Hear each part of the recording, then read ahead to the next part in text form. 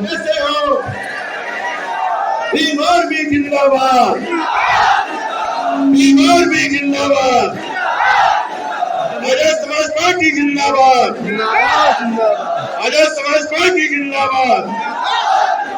वो हमारा राष्ट्र तुम्हारा नहीं चलेगा, नहीं चलेगा। वो हमारा राष्ट्र तुम्हारा जो बहुजन की बात करेगा, जो बहुजन की बात करेगा।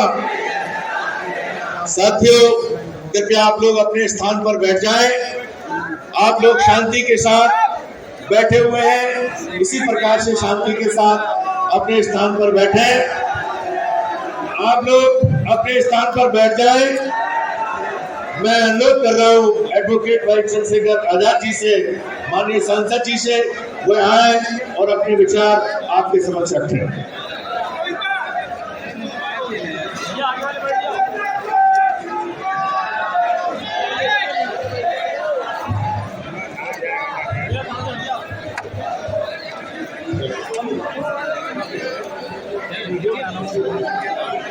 हाँ बैठो, खड़े रहो यार,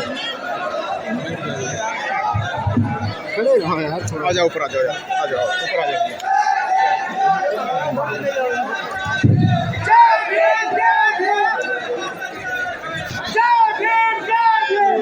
जय भीम, जय भारत, जय संविधान। नमस्कार, आदाब, सत श्री अकाल। आज सामने वाला खड़ा हो जाता है। महाराजा लाखन पासी की ये क्रांतिक धरती लखनऊ, और लखनऊ में यहाँ उपस्थित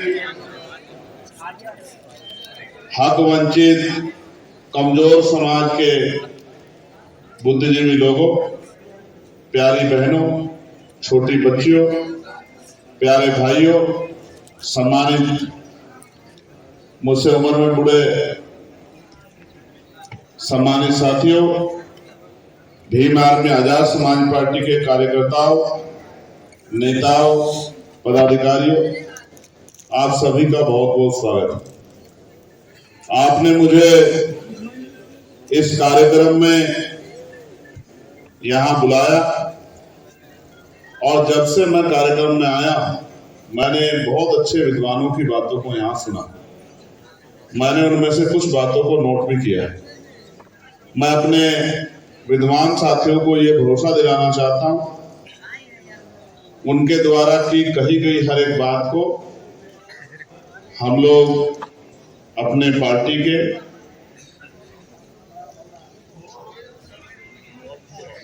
विभिन्न पटलों पर लागू कराने का और उन विचारों को संकलित करने का काम हम लोग करेंगे। इस बात का मैं आपको विश्वास दिलाता हूं।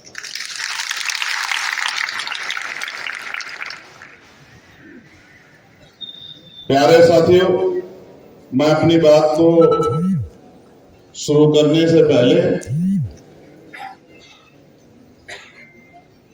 सभी धर्मों में जन्मे सभी संतों, गुरुओं और महान पुरुषों को नमन करता हूं।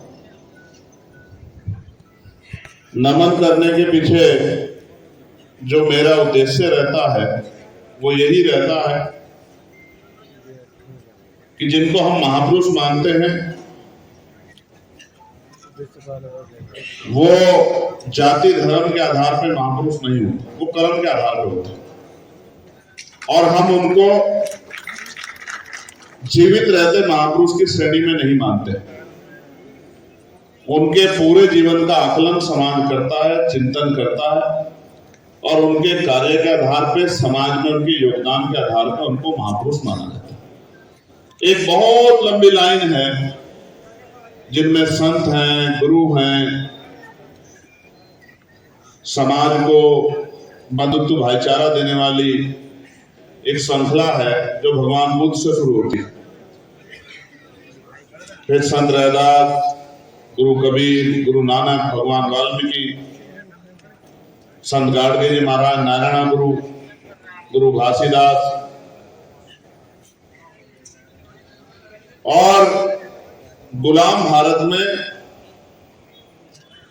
जो सामाजिक परिवर्तन के पुनः आंदोलन के जो नेता रहे, कुछ लोग उनको महात्मा कहते हैं, लेकिन मैं उनको राष्ट्रपिता कहता हूं। राष्ट्रपिता ज्योतिबा फूले, मां सावित्रीबाई फूले। अभी उनकी एक मूवी भी आप लोगों के सामने है और लखनऊ में हमारे साथियों ने देखी भी है। वो मूवी जब आप देखेंगे तो बहुत सारे दर्पण जो है, चित्रण आपके सामने स्पष्ट हो जाएगा कि देश की सामाजिक व्यवस्था क्या है और इस देश की सामाजिक व्यवस्था को बदलने के लिए कितना प्रयास करना पड़ेगा। यह जो आज इतना सुंदर दृश्य आप देख रहे हैं, आसानी से नहीं मिला। जिन्होंने नारियों को, कमजोर वर्गों को, हाशिए पे गिराए गए, दबाए गए लोगों को मान सम्मान का जीवन दिलाने के लिए भारतीय संविधान के को रचने का काम किया, लिखने का काम किया। ऐसे बाबा साहब अम्बेडकर तो सिर्फ भारत में नहीं, पूरी दुनिया में जिनका मान सम्मान है। क्योंकि मैं अभी यूएस ट्रिप से लौटा हूं और अभी मैं एक और ट्रिप पर जाऊंगा 2 दिन के लिए। वहां सब जगह पर वो बाबा साहब अम्बेडकर की जयंती का कार्यक्रम करते हैं। आप ये समझिए कि दुनिया में रहने वाले लोगों पे कहां समय है, लेकिन मेरे जैसे व्यक्ति को यहाँ से बुला के चाहते हैं कि मैं उनके आने वाली पीढ़ियों को बाबा साहब अम्बेडकर के बारे में बताऊं। तो आप समझिए कि बाबा साहब अम्बेडकर का कभी देश में कितना बड़ा। फिर सामाजिक परिवर्तन किसी प्रदेश, देश का एक एरिया तक सीमित नहीं है, वो एक बहुत बड़ा श्रृंखला है जिनमें हम जननायक कर्पूरी ठाकुर को, बाबू जगदेव प्रसाद कुशवाहा को भी देखते हैं, जिनमें हम महामना राम वर्मा जी को भी देखते हैं, चौधरी महाराज सिंह भारती को भी देखते हैं, सर छोटू राम को भी देखते हैं, ईवी पेरियार रामानाथ स्वामी को भी देखते हैं, करण यादव को भी देखते हैं। बाबू जगदेव प्रसाद कुशवाहा जी के मैं जीवन से बड़ा प्रभावित हूँ, क्योंकि एक आंदोलन में उनको गोली लगी थी और जब मैं अपनी गोली को याद करता हूँ तो उनका जीवन मेरे बहुत याद आता है। बाबू शिवदयाल चौरसिया जी को, संतराम बी प्रजापति जी को, कोतवाल धन सिंह गुर्जर जी को, विजय सिंह पथिक जी को, मान्यवर दीना नाना वाल्मीकि साहब को और मेरे राजनीतिक गुरु मान्यवर साहब काशी राम जी को भी मैं यहाँ श्रद्धा के सुमन अर्पित करता हूँ, जिनको पढ़ने के बाद मेरे जीवन में एक बहुत बड़ा बदलाव हुआ। और क्योंकि आज 1 जून है, तो 1 जून 1968 में अर्जक संघ की स्थापना हुई थी और आज 1 जून हम लोग सेलिब्रेट कर रहे हैं। ये कार्यक्रम 1 जून में रखने का कारण ही ये था कि हम इतने बड़े पैमाने पे अर्जक संघ के जो प्रमुख हैं उनको सबको याद करें, जिन्होंने अपने जीवन का अपना जीवन बलिदान किया समाज में वैज्ञानिक दृष्टिकोण लाने के लिए, समाज में चिंतन लाने के लिए। तो अर्जक संघ का स्थापना दिवस है, उसको भी हम लोग सेलिब्रेट करते हैं। और आज मेरे भाई का बर्थडे भी है, नीरज पटेल जी का, ये भी बहुत अच्छी बात है। मैं उनके बर्थडे को भी जो है हम आज यहाँ मन से सेलिब्रेट करते हैं। प्यारे साथियों, मैं अपनी बात को शुरू करते हुए महाराजा बिजली पासी जी को भी याद करता हूं। मैं धन्यवाद दूंगा अपने प्रदेश के अध्यक्ष जी का, प्रदेश के महासचिव जी का, प्रदेश के और अन्य जिम्मेदार साथियों का जो इस मंच पर उपस्थित है, हमारी बहनें भी, जो बुद्धिजीवी समाज आज यहाँ इकट्ठा हुआ है, रामभूषण जी, बहुत सारे साथी, अशोक वर्मा जी, सूरज कुशवाहा जी, मैं सभी के नाम उस तरह से नहीं, मुनेश भाई, सभी के नाम उस तरह नहीं जानता, मगर मैं मानता हूं कि जो अगली पंक्ति में है या इस मंच पे 3-4 पंक्तियों में है, वो समाज का बुद्धिजीवी तबका है। मैं उन सबका बहुत बहुत सम्मान करता हूँ। हमारे कार्यक्रम के आयोजक मंडली में हमारे मुख्य मंडल प्रभारी सौरभ किशोर जी, अमित गौतम जी, अरविंद राजवंशी जी, छोटे भाई निकेश नानू जी, श्री कृष्ण जाटव जी, डॉक्टर संतोष जी, आदिल नसीम जी, सोहेल सिद्दीकी जी, अनीश गाजी जी, विजय सिंह जी, मैं इनका भी आभार प्रकट करता हूँ, हमारे मंडल के प्रभारी जी, और हमारे सभी 6 जिलों के जो अध्यक्ष हैं, सीतापुर से विश्वजीत चौधरी जी, उन्नाव से राजकुमार गौतम जी, लखनऊ से अजय भारती जी, लखीमपुर से अजय गौतम जी, हरदोई से विनोद गौतम जी और रायबरेली से प्रभु जन सम्मेलन जी। क्यों? कोई और नाम भी हो सकता था, प्रभु जन सम्मेलन जी क्यों? तो प्यारे साथियों, जो परिवार का जिम्मेदार व्यक्ति होता है उसको भूतकाल, वर्तमान और भविष्य पे ध्यान रखना पड़ता है। भूतकाल में जो हुआ है, पिछला आंदोलन क्यों फेल हुआ, इस बात पे, वर्तमान में जो चल रहा है इस बात पर, भविष्य में क्या होगा इस बात पे ध्यान रखना परिवार के मुखिया के नेतृत्व कार्यकर्ता की और किसी भी संगठन, किसी भी मूवमेंट के आखिरी कार्यकर्ता की जिम्मेदारी है। हम लोग जब बैठे थे, एक दिन हमारी कोर कमेटी ने चर्चा की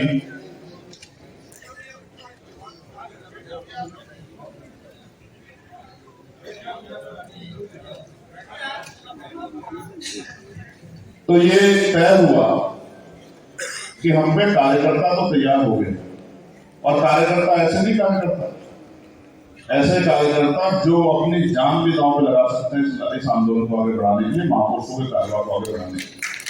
ये तो प्रत्यक्ष है। इंजीनियर मोहन लाल जी यहाँ हमारे लिए उपस्थित है। ये तर्क संगत है, न्याय संगत है और कार्यशैली के आधार पर मैं कह रहा हूं कि अगर आज किसी के पास ईमानदारी के आधार पर, संघर्ष के आधार पर और समर्पण, थोड़ा सा समर्पण ये जो है पैदा करने का प्रयास हम लोग कर रहे हैं, यदि समर्पण पैदा हो जाएगा तो मैं डंके की चोट पर कह सकता हूं, लेकिन आज भी मैं इस बात कह सकता हूं कि अगर किसी पे ईमानदार संघर्षशील कार्यकर्ता है तो आजाद समाज पार्टी ईमानदारी है, इसके अलावा कोई पार्टी, कोई संगठन ऐसा नहीं। बस अब इनको करना क्या है, इनको दिशा देने का काम हम बुद्धिजीवी लोगों को करना है। तो प्रभु जन सम्मेलन क्यों? ये चर्चा हुई कि ऊर्जा तो तैयार हो गई है, एनर्जी तो तैयार हो गई, अब इसको शेप देनी, इसको डायरेक्शन देनी। तो डायरेक्शन कौन दे सकता? समाज 2 हिस्सों में बटा हुआ है। समाज में संविधान की वजह से 10-12-15% लोग schedule caste, schedule tribe, backward और माइनॉरिटी में, मुस्लिम समाज में 10-12-15% लोग तैयार हुए और बाकी उसी समाज का 80-85% समाज, 90% समाज हासिल है। तो ये जो 10-12-15% लोग तैयार हो गए, जो नौकरी में गए, जो रोजगार के, जिनको, ये कौन लोग हैं जिनको दोनों टाइम का भोजन आसानी से मिलता है, जिनके पास पहनने के लिए अच्छे कपड़े हैं, जिनके पास चलने के लिए साधन है, जिनको अगर वो 10 दिन काम पे ना जाए तो ये दिक्कत नहीं होगी कि घर में रोटी कहाँ से आएगी, कपड़ा कहाँ से आएगा, फीस के पैसे कहाँ से आएंगे, तेल के पैसे कहाँ से आएंगे।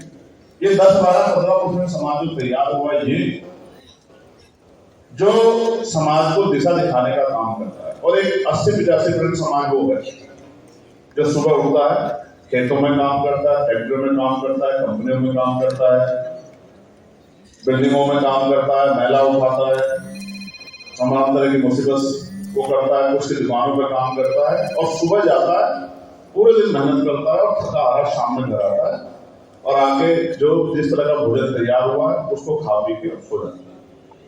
उसको नहीं पता देश में क्या चल रहा है, स्टेट में क्या चल रहा है, दुनिया में क्या चल रहा है, हम इकोनॉमिक रूप से कहाँ हैं, हम सांस्कृतिक रूप से किस तरह पढ़ रहे हैं, हम धार्मिक रूप से किस तरह पढ़ रहे हैं, हम एजुकेशन में कहाँ हैं, हम अंदर स्टाइल में कहाँ। उसको कोई मतलब नहीं इन सब चीजों से। उसको एक ही चीज पता है कि हम पैदा हो गए और वो ये सोचता है कि हम पैदा हो गए, किसी तरह से हमारा जीवन पूरा हो जाए बस, और हम वापस जो है जहां से आए वहां चले। तो ये जो 80-85% समाज है, इसको तैयार कौन करेगा, इनको रास्ता कौन दिखाए? तो कुछ पार्टियां तो प्रभुजन सम्मेलन कराती हैं, वो वर्ण व्यवस्था को मानने वाली पार्टियां हैं, वो मनुवाद को मानने वाली पार्टियां। मैं स्पष्ट तौर पर कह रहा हूं, ना किसी से लड़ाई ना किसी से झगड़ा, सीधी बात। उनका मानना है कि अभी भी देश में एक जाति प्रबुद्ध है, एक ही जाति ज्ञानवान है, एक ही जाति जो नेतृत्व कर सकती है, एक ही जाति जो रास्ता दिखा सकती है। मेरी इस बात से असहमति है, क्योंकि मैं डॉक्टर बाबा साहब अम्बेडकर को मानने वाला व्यक्ति, मेरी इस बात से कुछ है। मैं मानता हूं कि जब रेस की लाइन एक होगी और फिर आप कंपटीशन करा लो, फिर आपको पता लगेगा कि कौन बुद्धिजीवी है, कौन प्रबुद्ध है, किसमें कितनी क्षमता है। अभी तो देश गैर बराबरी की जड़ों में जकड़ा हुआ है। मैं आपको उदाहरण बताता हूं, ताजे उदाहरण, 4-5 दिन पुराने उदाहरण। मेरी 4 बच्चियों से बात हुई है, एक रैगर समाज से थी, एक वाल्मीकि समाज से थी, 2 जाटव समाज से, राजस्थान में। हाई स्कूल या 10th का रिजल्ट आया भाई, नंबर 99.83, 99.53, 95.67, 93.64। और मैंने उनके घर के हालात देखे, एक बच्ची के फादर सरकारी नौकरी में, बाकी 3 हाशिए से हैं। एक के फादर प्राइवेट जॉब करते हैं, एक बच्चे उससे फादर छोटा मोटा वहां काम करते हैं, एक बच्ची जब किसी कल उससे बात हुई, उसके फादर नहीं। मैंने उससे पूछा कि भैया पापा क्या करते हैं, तो वो रोने लगी। तो मैंने मुझे लगा कि कुछ हुआ है, तो मुझे पीछे से किसने कहा कि पापा नहीं। तो मैंने पूछा माँ क्या करती है, और फिर भाव हुई, मुझे अंदर है हुआ कि भाई क्या मतलब माँ है। तो पता लगा कि माँ जो है वो सफाई कर्मचारी का काम करती है। अब आप ये महसूस करके देखो, मैं उसी घर को दर्पण बनाता हूं जिसकी मां सफाई कर्मचारी का काम करती है और सुबह मैला उठाने के लिए लग जाती है और वो मुझे पानी देना, शाम के समय लौटती है। उस परिवार की शिक्षा दीक्षा की जिम्मेदारी कैसे होगी, जिसके फादर ना हो उसकी क्या हालत हो गया सोचते। उन्होंने फ्रांस की क्रांति का जिक्र किया, उन्होंने अमेरिकन क्रांति का जिक्र किया, उन्होंने सामाजिक मूल्यों का जिक्र किया। आप ये सोचो, जिस चीजों के लिए दुनिया में संघर्ष हुए हैं, क्या आदमी भूखा रह सकता है लेकिन अपमानित भूखे नहीं रह सकता। आप भी चाहे आप गांव में रहते हो, शहर में रहते हो, गली में रहते हो, महल में रहते हो, झोपड़ी में रहते हो, हर व्यक्ति अपने ऊपर इस बात को लेकर बताए और अपने मन से हाथ उठा के मुझे बताया अगर मेरी बात आपको सही लगे कि अगर जिस जगह आपका अपमान होता हो क्या आप वहां दोबारा जाना पसंद करते हैं? बताओ ईमानदार से,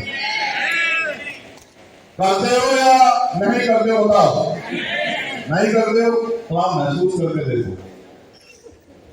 आप सारे राजनीतिक दलों का चरित्र देखो, वो अपमान ये थोड़ा होता है कि किसी को गाली दे दी तो घर से निकाल दे। जब आपके हक अधिकारों को लूटा जाता है तो ये भी तो अपमान। बाबा साहब का अपमान सिर्फ ये थोड़ा ही है कि भाई स्टैच्यू तोड़ दी या बाबा साहब खिलाफ लोग गलत शब्द लिख दी या बाबा साहब की तस्वीर को मॉडिफाई करके गलत तरीके से कर दे, ये थोड़ा बाबा साहब का अपमान है। जब बाबा साहब के विचारों की हत्या होती है, बाबा साहब के संविधान की हत्या होती है, बाबा साहब के सपनों की हत्या होती है, बाबा साहब के मूल्यों की हत्या होती है, तो ये भी बाबा साहब का अपमान है या नहीं? लेकिन इस अपमान को समझ नहीं पाए। देखिए, देश में राजतंत्र था और राजतंत्र में राज बदलने के लिए युद्ध होते थे, सर्दियां होती, घोड़ों पे, ऊंटों पे, हाथियों पे सेना आती थी, पैदल सेना आती थी, तलवारें चलती थी, भाले चलते थे, बंदूकें चलती थी, तोपें चलती थी और हजारों सैनिक शहीद हो जाते थे, तब राज बदलता। अब बाबा साहब अम्बेडकर ने देश को क्या दिया? आलोचना करना उनकी आसान, उनके ऊपर सवाल उठाना आसान, लेकिन दिया क्या है इस बात पे गौर। दिया ये है कि राज बदलने के लिए ना आपको तलवार खरीदनी, ना बंदूक खरीदनी, ना तोप खरीदनी, ना आपको हाथी लाना, ना घोड़ा लाना, ना बैल बकरी लाना, ना आपको युद्ध की कला सीखनी, ना आपको युद्ध करना, सिर्फ भाईचारा बनाकर और वोट की ताकत का एहसास आपको लोगों को कराना है। और उस वोट की ताकत से सिर्फ पहले ठप्पा लगता था और अब ईवीएम का बटन दबा के राज बदल जाता है। देखो कितना आसान कर दिया सब। और ये भी नहीं कि मशीन आपको लानी हो, व्यवस्था आपको करनी हो, आपको जाके पर्ची भी सरकार ऐसी व्यवस्था बनाई है आपके घर में लाके आपको हाथ में देती है और उस पर्ची को लेके जाके बस आपको वोट डालना है। इतना आसान कर दिया। अब मैं बहुजन समाज के आजादी के 70-75 साल के अनुभव का और उनके आचरण पे, उनके व्यवहार पे नजर डालता हूं, मुझे दिखता है कि वो 8 घंटे मजदूरी तो कर सकता है पेट पालने के लिए, वो तमाम तरह के संघर्ष तो कर सकता है, लेकिन वो 2 घंटे भाईचारा बना के समाज को जागरूक करके वोट के आधार पर अपनी जिंदगी बदलने के लिए बहुत कुछ नीचे करो यार। ये भी जो एक मानसिक गुलाम। मैंने बचपन में कहानी पढ़ी थी, सुनाऊं आपको? सुनाओ। कहानी ये है कि महावत समझते कौन थे जो हाथी को चलाता है? महावत जो हाथी का छोटा बच्चा होता है उसके पैर में वो जंजीर डालता है, मोटी सी जंजीर। अब उस जंजीर को तोड़ने के लिए वो हाथी का छोटा सा बच्चा बहुत जोर लगाता है, पैर को पटकता है, सर को पटकता है, खूब जोर लगाता है, अंत तक वो जंजीर को तोड़ नहीं पाता। कुछ दिन ऐसा करने के बाद उसके मन में एक बात बैठ जाती है कि इस जंजीर को तोड़ना मेरे बस की बात नहीं।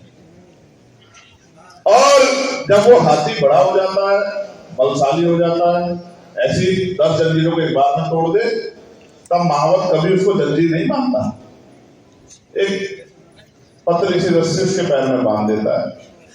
गांव में आपने देखा होगा जिन बैलों से हम लोग खेत जोता करते थे, उन बैलों को बहुत पतली सी रस्सी से बांध देते थे। वो बैल चाहे तो रस्सी को कई बार तोड़ा सकते हैं, लेकिन मन में ये बात बैठ जाती है, मस्तिष्क में ये बात बैठ जाती है कि कभी हम इस रस्सी को तोड़ा नहीं सकते। इस गुलामी की बेड़िया जब गहरी हो जाती है, उसका असर ये होता है कि कभी वो हाथी या वो बैल उस रस्सी को तोड़ाने का प्रयास करता ही नहीं। जैसे रस्सी बंधी उसको एहसास होता था कि ये तेरे बस की बात नहीं। ऐसे आपको ये एहसास हो गया कि आजाद भारत में भी गुलामी की बेड़िया काटना, राजराज जाना आपके बस की बात नहीं है। इसलिए आप जुल्म सह रहे हो, मुसीबती में रह रहे हो, गरीबी, बेबसी, लाचारी, तमाम तरह की परेशानियों में जी रहे हो, टूटे फूटे घरों में रह रहे हो, लेकिन इस गरीबी, बेबसी, लाचारी, जुल्म जाति की बेड़ियों काटने के लिए रास्ता बनाने का काम नहीं। तो मैं जिनको नेता मानता हूं, माने को साहब कैसे, मैं उनसे ये भी सीखता हूं कि तमन्ना अगर सच्ची हो तो रास्ते 1000 होते, और तमन्ना अगर झूठी हो तो बहाने 1000 होते। प्यारे साथियों, हम सच्ची तमन्ना के साथ समाज में निकले। उन्होंने ये भी कहा कि मुर्दा लोग मिशन नहीं चलाते और जिंदा लोग मिशन को रुकने नहीं देते। मिशन किसी व्यक्ति का मोहताज नहीं है, मिशन विचारों के आधार पर चलता है, विचारधारा के आधार पर चलता है। और आपको गर्व होना चाहिए कि जिस विचारधारा को माननीय काशीराम साहब को मानने वाले लोगों ने, उनके लेफ्टिनेंटों ने भी छोड़ के बहुजन से संबंध कर दिया था, उन्हीं माननीय काशीराम साहब के संघर्ष को जिंदा रखने का काम भी माननीय आजाद समाज पार्टी ने किया है। और जिन्होंने नारा दिया है कि 15 छोड़ विजन से जोड़, जो बहुजन की बात करेगा वही देश पर राज करेगा, अपने महापुरुषों के नारों को जिंदा करने का काम किया है। अगर हम चाहते, अगर एमपी एमएलए बनना, मंत्री बनना सपना होता तो हमारी पार्टी में प्रथम जो है श्रेणी में जो लोग बैठे हैं वो किसी पार्टी का मेंबर बन के विचारधारा से समझौता करके एमपी एमएलए बन जाए। लेकिन एमपी एमएलए बनना लक्ष्य नहीं था, अपने पूर्वजों के अधूरे सपने को पूरा करना और महापुरुषों के उस विचार को, मानवतावादी विचार को जिंदा रखना हमारे कर्तव्य में। बेटे होने के नाते उस परिवार के का वंश होने के नाते हमारी जिम्मेदारी है कि हम अपने महापुरुषों के अधूरे कार्यों को पूरा करें। इसलिए हमने दल बनाया, और दल हमने किससे प्रेरणा लेके बनाया? दल हमने माननीय साहब काशीराम साहब से प्रेरणा लेके बनाया। क्यों? आप महसूस करो, बाबा साहब अम्बेडकर ने अपने जीवन में कई सामाजिक संगठन बनाए, कई राजनीतिक दल बनाए। उनका पहला सामाजिक संगठन जो समता सैनिक दल था, जो 1924 में बना। फिर उन्होंने इंडिपेंडेंट लेबर पार्टी बनाई, फिर उन्होंने शेड्यूल कास्ट फेडरेशन बनाई, और जब 1949 में यहाँ हुए सम्मेलन में जो कमजोर वर्गों के ऑपरेशन कम्युनिटी के लोगों ने रखा था, उस सम्मेलन में जब वो यहाँ लखनऊ में भाषण देने आए तो उन्होंने पिछड़े और दलित समाज के लोगों को चिल्लाते हुए कहा कि मैं आपसे ये नहीं कहता कि आप रोटी बेटी का रिश्ता करो, मैं आपसे ये नहीं कहता कि आप एक थाली में भोजन खाओ, लेकिन आपकी समस्या एक ऐसी है, उन समस्याओं से लड़ने के लिए आपको एकजुट होकर राजनीति करनी चाहिए। ये संदेश मैं आपको देना चाहता हूँ, क्योंकि लोकतंत्र 51% सहमति का विचार है। अगर 49% विषयों पे आपकी सहमति नहीं होती और 51% विषयों पे आपकी सहमति है, तो आप मिलकर राजनीति कर सकते हैं। इसलिए ये भाषण बाबा साहब अम्बेडकर ने लखनऊ में दिया था कि जिस दिन आप मिलकर राजनीति करोगे तो ये जो लोग आज कुर्सियों पर बैठे हैं, आपके जूतों के फीते बांधने में भी अपने आप को गौरवान्वित महसूस करेंगे। अगर आप मिलकर राजनीति करने लगे, उस दिन जिस दिन पॉलिटिकल पावर आपके हाथ में होगी, उसी दिन आप प्रदेश और देश के मैं अपने एजेंडे को, अपनी पॉलिसी को लागू करा सकते। अब आप महसूस करो कि बाबा साहब जिस बात को कहते हैं पॉलिटिकल पावर, वो है क्या? लोकतंत्र तो है, लोकतंत्र में राजतंत्र का पहरा भी है। कैसे कि पैसे वाला व्यक्ति विधायक बन सकता है, पैसे वाला व्यक्ति सांसद बन सकता है, पैसे वाला ही प्रधान बन सकता है, पैसे वाला जिला पंचायत सदस्य बन सकता है, पैसे वाला ही प्रमुख बन सकता है, जिला पंचायत का अध्यक्ष बन सकता है, चेयरमैन बन सकता है। सारे काम पैसे से होंगे, प्रचार से लेकर हर चीज में पैसा देना पड़ेगा, तभी बात आगे बढ़ेगी। तो लोकतंत्र में राजतंत्र का, धनतंत्र का पहरा तो है कि पैसे का धीर भारत में लोकतंत्र है, लेकिन अगर तरीके तैयार किए जाए तो काम करने वाले लोगों को भी मौका मिल सकता है। उसका उदाहरण मैं आपके सामने खड़ा हूं, मैं आपके सामने खड़ा हूं। उसका उदाहरण आप देखो, जहां 2024 के लोकसभा चुनाव में देश 2 दलों में बटा हुआ था, क्या तो इस लाइन को वोट करेंगे या इस लाइन को वोट करेंगे, हमने 2 जिलों में चुनाव लड़ा। एक नगीना में, जहां पार्टी के लोगों ने अपनी जेब से पैसा इकट्ठा करके, चंदा इकट्ठा करके 1-1 रुपया जुटा के, मैंने भी गांव-गांव जाके माननीय काशीराम साहब के उस नारे को, कि एक वोट और एक नोट के नारे को मैंने आगे बढ़ाने का काम किया। तो उसी समाज ने, जिस समाज ने माननीय काशीराम साहब को ताकत देने का काम करता, उसी हकवंचित बहुजन समाज के लोगों ने मुझे वोट देकर, मुझे नोट देकर मुझे चुनाव लड़ाने का काम किया। और सिर्फ चुनाव लड़ाने का काम नहीं किया, ये जून का महीना बहुत महत्वपूर्ण है मेरे लिए। 1 जून अध्यक्ष संघ की स्थापना, 4 जून लोकसभा 2024 का रिजल्ट जो भी आने वाली है, 8 जून मैं गिरफ्तार होकर 2017 में जेल गया, 16 महीने जेल में रहा, ऐसे काटी। 29 जून समाज के हक अधिकार की लड़ाई लड़ते हुए मनुवादियों की आंखों में इतना खल गया कि 4 गोली चला के मेरी हत्या करने का प्रयास किया। ये जून मेरे लिए बहुत महत्वपूर्ण महीना है। तो मैं आपसे कह रहा था कि इसी कमजोर हक वंचित समाज ने मुझे लोकसभा का सांसद बनाने के लिए एडी चोटी का जोड़ लगाया। तब जब उन्होंने अपने मन में संकल्प किया कि अब हमारी बात को उठाने वाला कोई नहीं है, हमें अपना नेता तैयार करना है, हमें अपनी आवाज तैयार करनी है, लोकसभा में हमारी बात रखने वाला कोई होना चाहिए, तो उन्होंने वोट देकर मुझे जिताने का काम किया। दूसरी दिन पे जहां हम लड़े सिद्धार्थनगर में, डुमरिया में लोकसभा पे, वहां इन बड़े दलों के बाद तीसरी बड़ी पार्टी आजाद समाज पार्टी बनी और 80,000 से ज्यादा मत जो है वहां आजाद समाज पार्टी को मिल गया। तो जिस लोकतंत्र को महापुरुषों ने स्थापित किया, पॉलिटिकल पावर बनाने की बात की, जिसपे धनतंत्र का पहरा हो गया, उसी धनतंत्र को चैलेंज करके गरीबों ने इस असली लोकतंत्र को स्थापित करने का काम नगीना से किया। तो मैं यहां से आज सबसे भी कहूंगा कि एक बार दोनों हाथ लाके नगीना के साथियों का धन्यवाद करो। धन्यवाद नगीना, और नगीना के साथियों का भी धन्यवाद।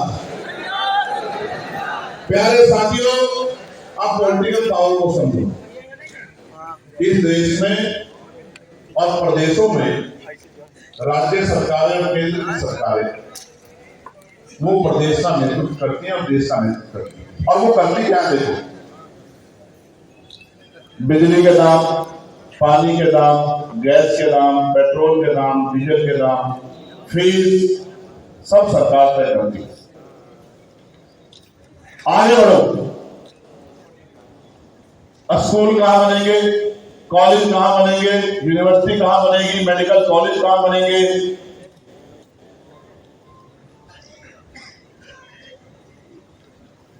इंडस्ट्रियल एरिया, औद्योगिक क्षेत्र कहां लगेंगे, सरकार तय करती है। किस समाज को, किस क्षेत्र को कितना पैसा मिलेगा, किस डिपार्टमेंट को कितना पैसा मिलेगा, सरकार तय करती है। किसको रोटी कपड़ा मकान मिलेगा, सरकार तय करती है। किस विभाग में नौकरी निकलेगी, कितनी नौकरी निकलेगी, ये सरकार तय करती है। आरक्षण के फॉर्मूले पूर्ण रूप से लागू होंगे नहीं होंगे, ये सरकार तय करती है। 69,000 शिक्षक भर्ती के बच्चे हमारे बैठे, वो जानते हैं 20,000 पदों पे इसी सरकार ने डाका डाल लिया था, और यहाँ के नेताओं ने मुंह पे टेप लगा के उन बच्चों को पिटने के लिए लखनऊ में छोड़ दिया था। उन बहनों पे पड़ती लाठी देख के मैं घर नहीं बैठ पाया, मैं अपनी आंखों को भी नहीं रोक पाया। मैं यही लखनऊ आया और 5 दिन तक लगातार उनके धरने में बैठा रहा। उसके बाद एक बड़ी सभा बुलाकर इस आंदोलन को प्रमाण चढ़ाने का काम किया। सरकार ने झुक के 6,000 को नियुक्ति देने का काम किया, और बाद में अपने लोग कोर्ट में भेज के उस नियुक्ति को रुकवाने का काम किया। यहाँ कितने षड्यंत्र होते हैं, किस किस प्रकार के षड्यंत्र होते हैं, मेरे भोले वाले लोग आप लोग नहीं समझ पाओगे। जैसे जैसे हमारी ताकत बढ़ेगी, तमाम तरह के आरोप, तमाम तरह की बातें, तमाम तरह के झूठ, तमाम तरह के गुमराह करने के एजेंडे आपके बीच में लागू किए जाएंगे। तमाम रोने पीटने की बात की जाएगी, तमाम सपने आपको दिखाने का, आपको गुमराह करने का प्रयास किया जाएगा। मगर मेरी एक बात को मान लेना, जो बात आपसे कह रहा हूं। मेरे याद है, मैं लखनऊ आया था, अमन की जान गई थी, पुलिस के कर्मचारियों ने पीट पीट के उसको मारा। मेरे याद है, लखनऊ में घर टूट रहे थे और हमारा नौजवान नेता निकेश सीना तान के उस बुलडोजर के सामने खड़ा था। मेरे आज भी याद, मैं नहीं बोल रहा हूं, मेरे याद है। और वो ये कह रहा था कि एक दिन हमारे भाई को उत्तर प्रदेश की कुर्सी पर आ जाने दो, हम आपको बताएंगे कि हिसाब किताब कैसे होना। ये बात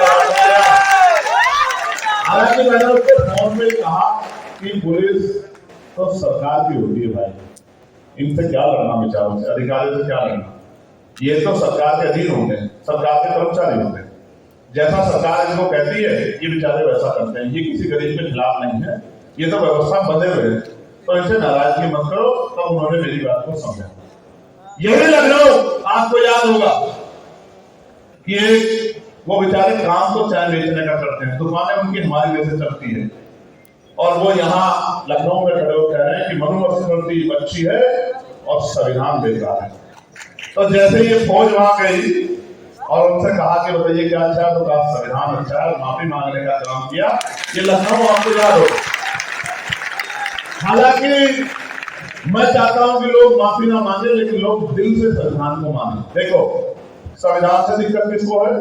जो गैर बराबरी को मानता हो, किसी जाति धर्म का, जो छुआछूत को मानता है, जो ऊंच नीच को मानता है, जो गरीबों के तन पे अच्छे कपड़े नहीं देखना चाहता, जो आज भी चाहता है कि वो गरीबों के बच्चों को नोच ले और मनुस्मृति के साथ में उसमें कोई कार्रवाई ना हो, वो अपने घर में आराम से पढ़ के सोए। वो लोग चाहते हैं कि ये संविधान, वो लोग ये कहते हैं कि संविधान बना। जबकि सत्य ये है कि दुनिया में अगर सबसे बड़ा संविधान कहीं है और सबसे महान संविधान कहीं है, तो वो भारत में है। डॉक्टर बाबा साहब अम्बेडकर और उनके साथियों ने लिखा। वो लोग चाहते हैं मैं किसी की जमीन छीन लो, मुझसे किसी ने आग उठा के देख ली, मैं उसकी खाल उतार दूं तो मेरे ऊपर कोई कार्रवाई ना हो। आपने देखा किस तरह पिछले 2 महीने में अपराध की बाढ़ आई, बारातें रुकी। बारातें तो जिंदा लोगों की हैं, लेकिन मरने वालों की हत्या हुई। आज जितना भेदभाव है, इसका जीता जाता उदाहरण सुनो। ग्वालियर में चीफ जस्टिस को मध्य प्रदेश ने ऑर्डर किया था कि ग्वालियर में हाई कोर्ट में बाबा साहब अम्बेडकर की प्रतिमा लगनी चाहिए, और कहते सारे लोग कहते हैं न्यायपालिका की नहीं मानते हो, न्यायपालिका की नहीं सुनते हो, हम न्यायपालिका की मानते हैं। उन्हीं लोगों ने चीफ जस्टिस को मध्य प्रदेश के ऑर्डर को ना मानते हुए बाबा साहब अम्बेडकर की प्रतिमा को ग्वालियर के हाईकोर्ट में लगने दी।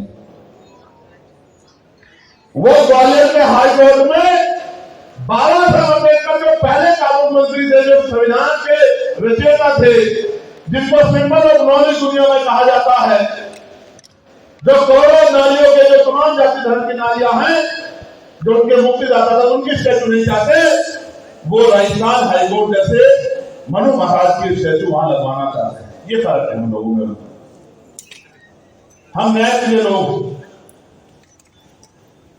और वो गैर बराबरी को मानने वाले लोग। आप महसूस करो, आज भी इतना जातिवाद, इतना भेदभाव, इतना अन्याय है। मैं आपसे पूछना चाहता हूं, जिस तरह से प्रदेश उदाहरण है अभी बिजली विभाग, विद्युत विभाग को जिस तरह से निजीकरण की भेद कराया जा रहा है, कर्मचारी आंदोलन कर रहे हैं, और कॉन्स्टिट्यूशन ये कहता है कि आप किसी को उसका पक्ष में रहे, आप उसको दंडित नहीं कर सकते। सरकारी कर्मचारी को आप यहां ऑर्डर निकाल रहे हैं कि अगर कर्मचारी हमारी बात नहीं सुनेंगे और वो आंदोलन करेंगे तो हम उनको नौकरी से निकालने का काम करेंगे। मैं चैलेंज करके सरकार को कह रहा हूं, एक कर्मचारी के खिलाफ कार्रवाई करके देखना, फिर आजाद समाज पार्टी आपको बताएगी कि संविधान की रक्षा कैसे की जाती है, संविधान पे हमला करने वालों से कैसे मुकाबला किया जाता है। प्यारे साथियों, विधिवत उदाहरण है कि 1.5 लाख से ज्यादा नौकरियां इस विद्युत विभाग में schedule caste, schedule tribe backward के लोग करते हैं, और बैकवर्ड में सिर्फ हिंदू बैकवर्ड नहीं है, मुस्लिम बैकवर्ड के लोग भी आरक्षण की वजह से नौकरी करते हैं। एक तरफ निजीकरण के जरिए सरकारी नौकरियों को खत्म किया जा रहा है, दूसरी तरफ आपके प्रतिनिधि को पैरों के तले ढूंढा जा रहा है। ये भी डॉक्टर बाबा साहब अम्बेडकर का अपमान। आप महसूस करके देखो, आज संविधान की वजह से, आरक्षण की वजह से, क्योंकि मैंने गैर कानूनी का स्तर आपको बता दिया है कि आप जज हो, आप वकील हो, आप IAS हो, आप IPS हो, आप पटवारी हो, सेक्रेटरी हो, किसी भी जाति, किसी भी पोस्ट पे हो, आपकी जाति कभी नहीं जाती, छुआछूत भेदभाव आपके साथ नहीं खत्म होता। आज महसूस कीजिए, इस व्यवस्था में जहां आज भी इतना भेदभाव है, इस आरक्षण की वजह से बाल प्रजापति, कश्यप, मौर्य, सैनी, कुशवाहा, राजभर, बिंद, केवट, मल्ला, जाट, गोजर, यादव, कुर्मी, तमाम दुनिया चौहान, तमाम जातियों के लोग इस आरक्षण की वजह से, इस भेदभाव के बाद कुर्सियों पे आए हैं, मुख्य धारा में जुड़े हैं, डॉक्टर, इंजीनियर, IAS, IPS, वकील बने। और उसके साथ चमार, वाल्मीकि, पासी, धोबी, कोली, खटीक, तमाम जातियां की उत्तर प्रदेश में छात्र जातियां हैं, वो सब अगर इस भेदभाव के बाद आगे बढ़ने का अवसर उनको मिला है, नौकरी रोजगार मिला है, तो सारा शुक्र के बेस में एक तरफ ये 33% आरक्षण महिलाओं को देने का काम जो है, उस बिल को पार्लियामेंट में पास कराने का काम करते हैं। एक तरफ ये 2019 में आरक्षण के विरुद्ध EWS लाके, मैंने आपको कहा था कि आपको नेता पहचानना हो तो उसके कर्मों के आधार में पहचाने, उसकी जाति के आधार में नहीं। आप महसूस करके देखो, जितने पढ़े लिखे लोग इस मंच में मेरी बात को एकदम हाथ करके नकार देना अगर मैं गलत बोल रहा हूं। क्या EWS संविधान सम्मत है? बताइए, मैं गलत तो नहीं कह रहा हूं। EWS संविधान में आरक्षण का प्रावधान क्या आर्थिक आधार पर है? तो EWS जब लागू और हमारे नेताओं ने हाथ खड़े करके उसका समर्थन किया, तो बताओ वो संविधान में हमला खाया नहीं था, बताओ। और मैं कहता हूं कि आजाद भारत में संविधान पे इससे बड़ा हमला नहीं हुआ होगा, क्योंकि कमजोर वर्गों के बहुत सारे हिस्से को लूटने का काम इसके पीछे दरवाजे से किया गया है। अगर आप नहीं जानते तो आज का बैकलॉग उठा के देख लो, आपको पता लग जाएगा कि पहले जिस बैकलॉग से हजारों बच्चे नौकरी लगते थे, आज मुश्किल हो गया। पहले गांव से हर साल कुछ बच्चे पटवारी बनते थे, कुछ बच्चे सेक्रेटरी बनते थे, कुछ लोग सैनिक बलों में जाते थे, आईटीबीपी में, सीएसएफ में, सीआरपीएफ में, एसएसबी में, कुछ बच्चे टीचर बनते थे, कुछ बच्चे पुलिस में जाते थे, कुछ रेलवे में जाते थे। अब बताओ, कोसों कोसों दूर भी नहीं पता लगता किसी का बच्चा रोजगार पे। और दूसरी तरफ अपने पूंजीपति मित्रों को खुश करने के लिए सरकार सारे इंतजाम कर रही है। मैं ये बताना चाहता हूं, जब मैं भविष्य की तरफ देखता हूं और मैं बुद्धिजीवी की तरफ देखता हूं तो मुझे महसूस होता है कि हो सकता है आने वाले 10 साल के बाद सरकारी नौकरी नाम की चीज ना,